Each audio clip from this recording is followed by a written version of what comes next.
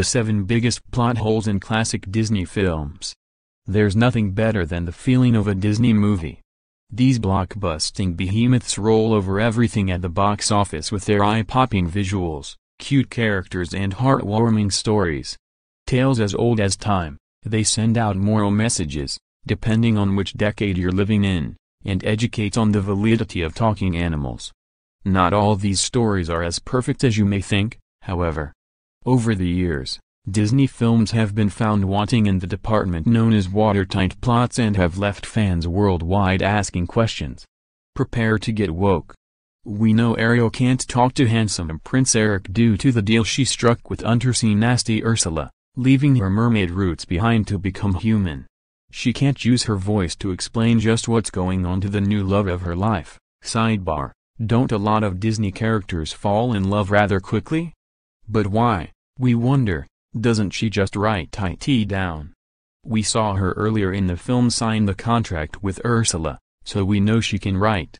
Maybe it was in the small print. Oh, and Ariel is 100% okay with Eric eating a crab, who was presumably a one-time friend of hers. A few issues to deal with here. Those paying attention will have worked out that Beast, when he was a human prince, was around the age of 11 when the witch put the curse on him. We learn that the last petal on the enchanted rose will fall on his 21st birthday, and they've been under the spell for about 10 years. She must have been a bad witch to do that. He even apologized for being spoiled, selfish and unkind. He was 11, but, no, that wasn't good enough. Cursed. And remember that portrait of him pre-Beast. That is not an 11-year-old boy. You'd be forgiven for thinking it was actually a man in his early 20s. You can choose to believe, however, that they've spent the last 10 years not aging due to the curse. That might explain Chip. There's no way he's over 10 years old, even if he is a cup. And what age was Mrs. Potts when she gave birth to him? Not only that, we see that Chip has brothers and sisters. Yet, when the curse is lifted during the film's denouement, there's no human reunion for them, it's just Mrs. Potts and Chip. Maybe she's just a forgetful mother. The biggest question of all is, of course, why is the Beast less attractive in human form? Lucky old Cinders had a fairy godmother to spruce up her appearance and give her a rather exotic vehicle to get to the much advertised and eagerly awaited ball. Her wicked stepmother and stepsisters did their best to keep her at bay, but Cinderella got there in the end and hooked up with Prince Charming, no first name given, sadly. At midnight, if you recall, all the items and paraphernalia used by her fairy godmother returned to their original form. Except the one piece of evidence needed to identify the prince's love, apart from, actually recognizing her, a glass slipper. Both remained intact after the clock struck midnight.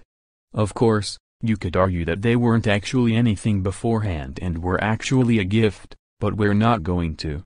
Toy Story 2 reveals that lovable cowboy doll Woody was actually a piece of tie-in merchandise from fictional 1950s children's TV show, Woody's Roundup. Without getting all Columbo on everyone's asses, there's just one thing. What was a young boy in the mid-1990s doing with a 40-year-old toy?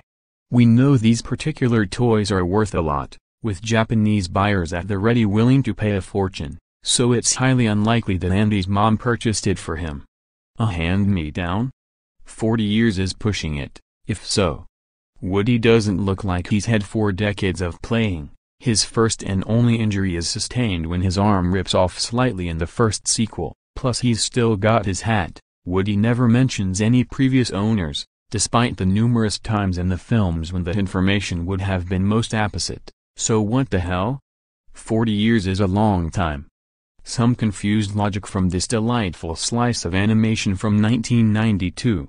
Although Aladdin had already been given the status of prince by the genie, in order to marry Jasmine because of, instant love, everyone seems to have forgotten this at the end of the movie. Does this mean Genie didn't actually make him a real prince and just made him look like one? Or did Jafar's meddling undo all that?